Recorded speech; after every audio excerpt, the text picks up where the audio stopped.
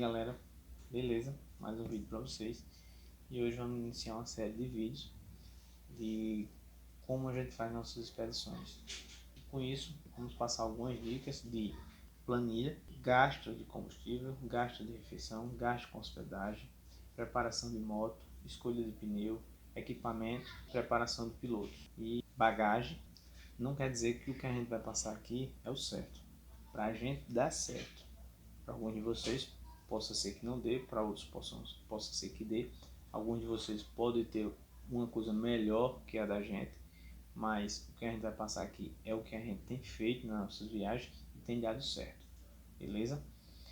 Hoje quem inicia o vídeo é o Aloysio e o Diego, que o Aloysio é ele que prepara toda a nossa planilha e o Diego está iniciando agora sua primeira expedição internacional. Vai nos contar como é que está sendo essa preparação da viagem dele e como ele está fazendo o seu roteiro e sua planilha, beleza? Então espero mesmo que gostem do vídeo. Antes de o Aloysio começar a falar, e o Diego, eu quero pedir a vocês que quem estiver gostando, deixe seu like. Quem estiver inscrito no canal, se inscreva. Cada um que se inscrever está nos ajudando a cada dia mais procurar conteúdo para trazer aqui para o canal, para apresentar para vocês, beleza? Então fiquem aí com a Aloysio e com o Diego. Então, galera, estamos aqui a convite do nosso amigo Fabiano Ferro para falar um pouco sobre planejamento de viagem, como é que a gente faz nossas rotas, como é que a gente escolhe nossos destinos, nossas paradas, enfim, como é que a gente monta o nosso roteiro para uma viagem bacana, bem feita, sem...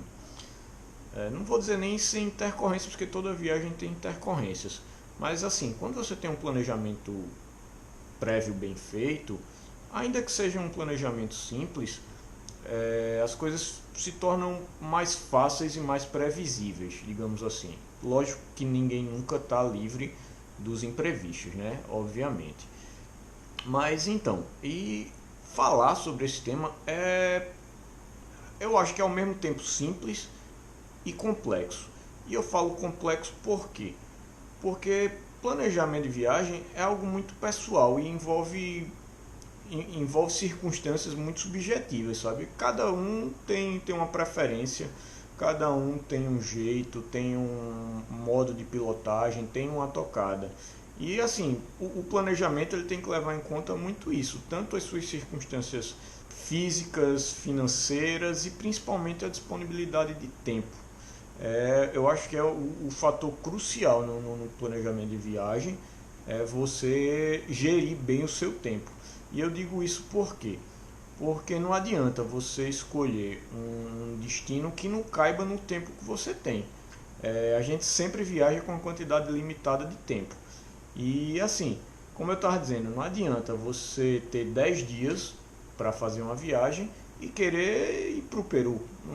Assim, pelo menos sob o meu ponto de vista, e tudo que eu vou falar aqui não tem a mínima pretensão de ser uma verdade absoluta, tá? Isso que eu falo são as coisas que eu aprendi nas minhas viagens, seja em grupo, seja viajando sozinho, enfim, e é tudo fruto de experiência pessoal. Inclusive, aceito sugestões à vontade. Ou seja, fiquem à vontade aí para comentar qualquer coisa sobre o tema. Como eu estava dizendo, não adianta você ter 10 dias e querer fazer um speedrun até o Peru, por exemplo. Ou, sei lá, Ushuaia em 15 dias. Eu particularmente, pelo menos aqui na região da gente, em Alagoas, no Nordeste, não vejo como viável uma empreitada dessa monta, né? Porque você vai acabar tendo que rodar muitos quilômetros num dia e sem aproveitar a experiência de pilotagem. Acredito eu, que você vai ficar tão focado em chegar naquele lugar, naquele objetivo e etc, que você não vai curtir o prazer de pilotar, a paisagem e as coisas que você pode aproveitar pelo caminho, entendeu? Por isso, é importantíssimo.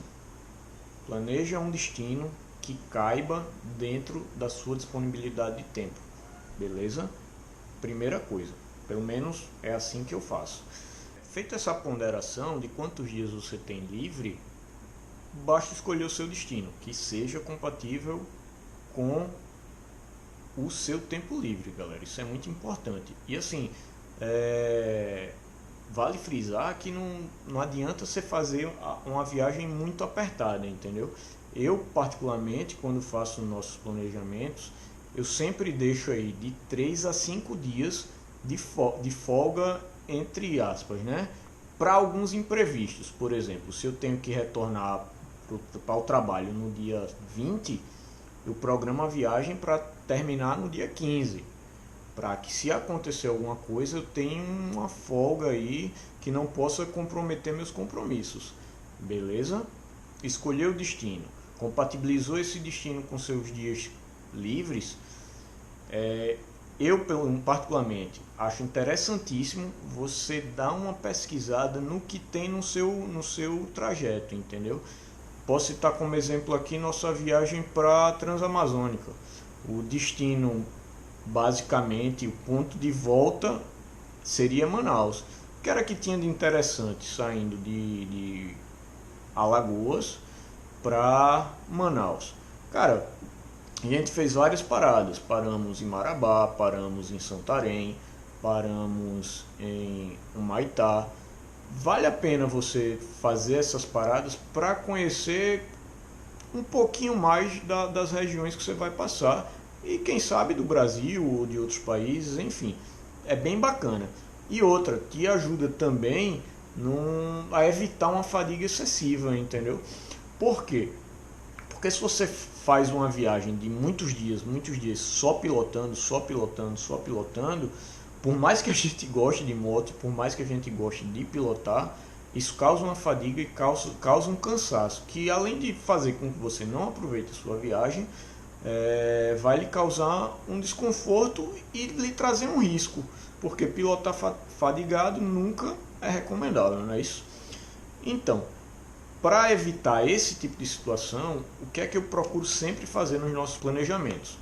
De 3 a 4 dias pilotando para uma folga. Isso é imprescindível.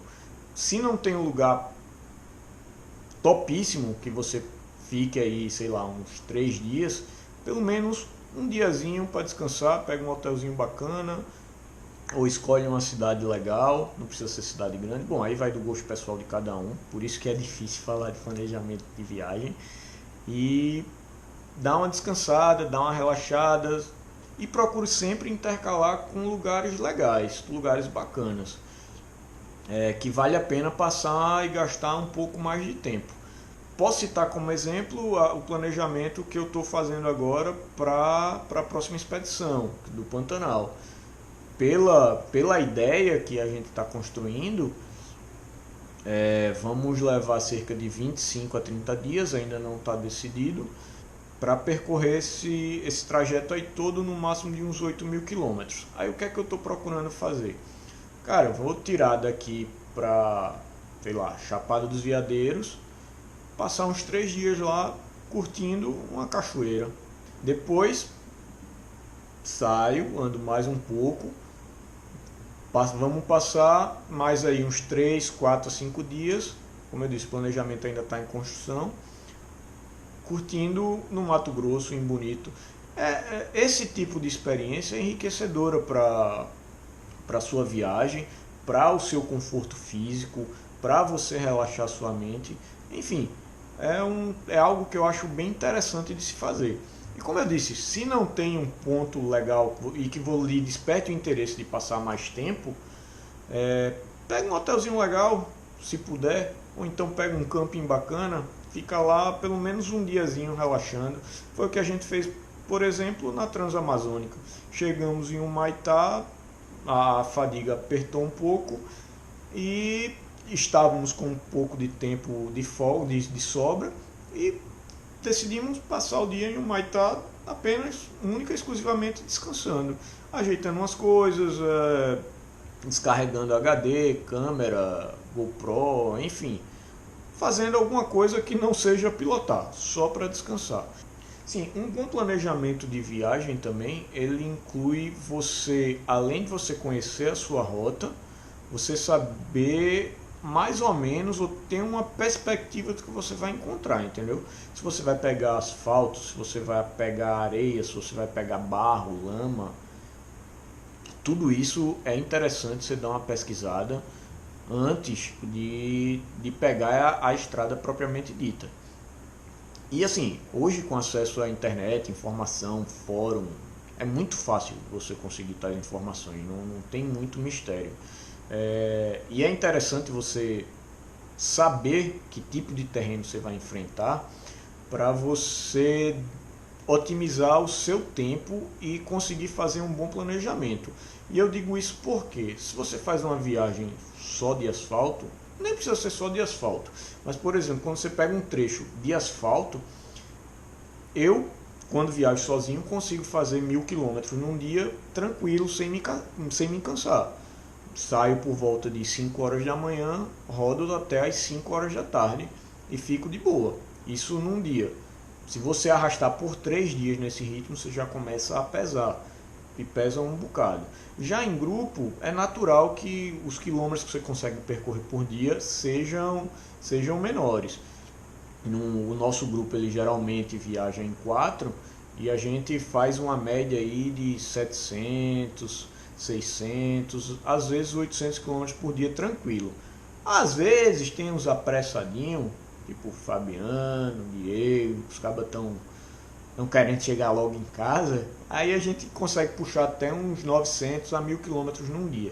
É cansativo, a gente roda à noite, eu particularmente não gosto de rodar à noite, para mim deu 5 horas, é a hora ideal de parar, e por aí vai. No asfalto você consegue manter essa média.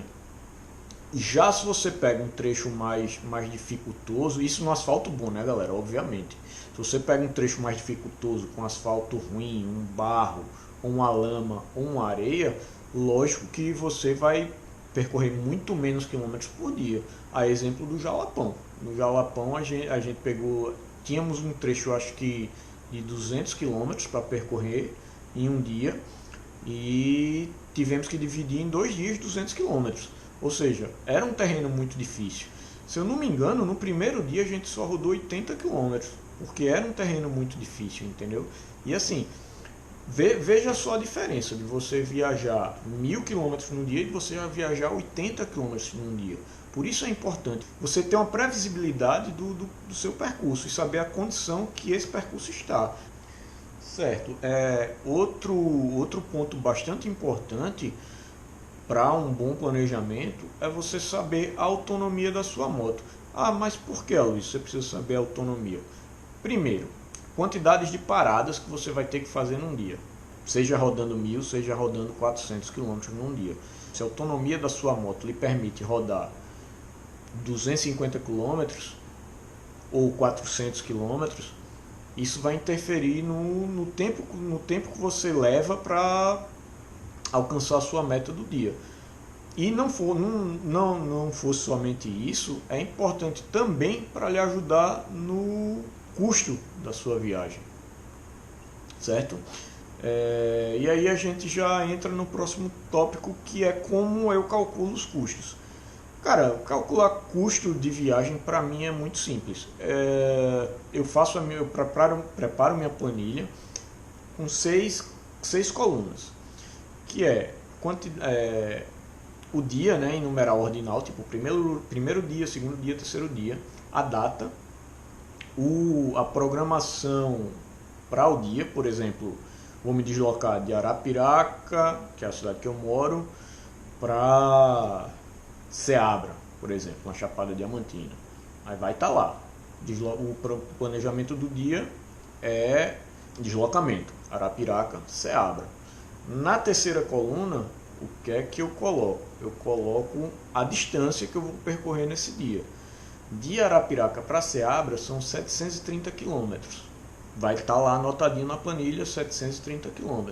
Na quarta coluna, o que é que eu ponho? Geralmente ponho. São as despesas previstas para o dia, que são basicamente 3: combustível, alimentação e hospedagem. Se tiver pedágio eu incluo, se tiver passeio eu incluo, se tiver qualquer outra coisa previsível eu incluo nessa coluna. E o custo, eu faço o custo estimado. Por exemplo, se são 730 km, minha moto faz 20 a 25 km por litro e a gasolina custa, sei lá, R$4, basta fazer essa conta simples. Quanto é que eu vou gastar de combustível para percorrer esses 730 km?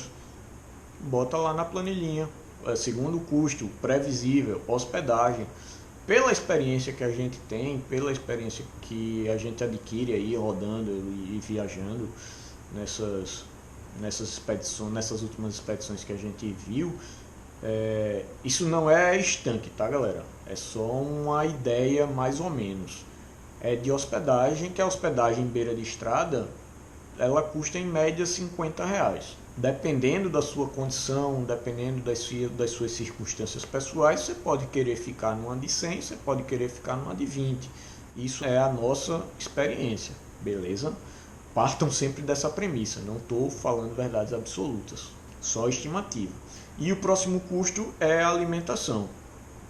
E a alimentação, lógico, são 3.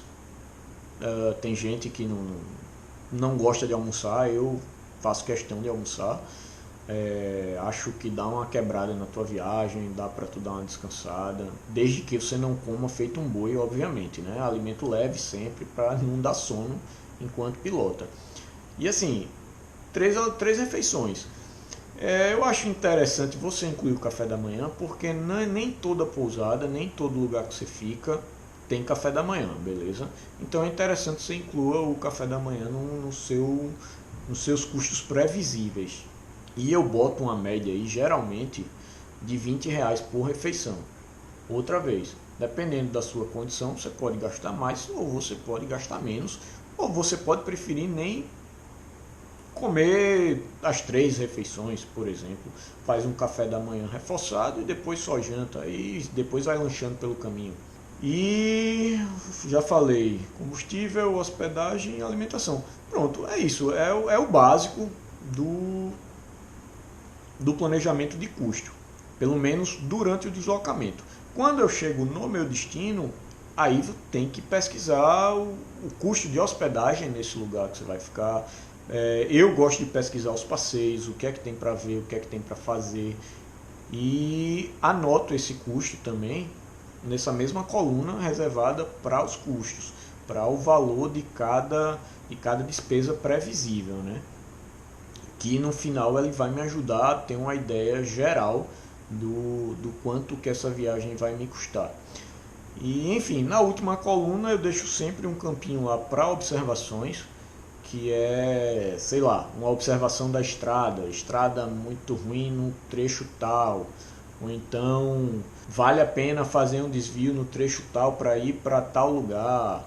Enfim, é um campo para observação.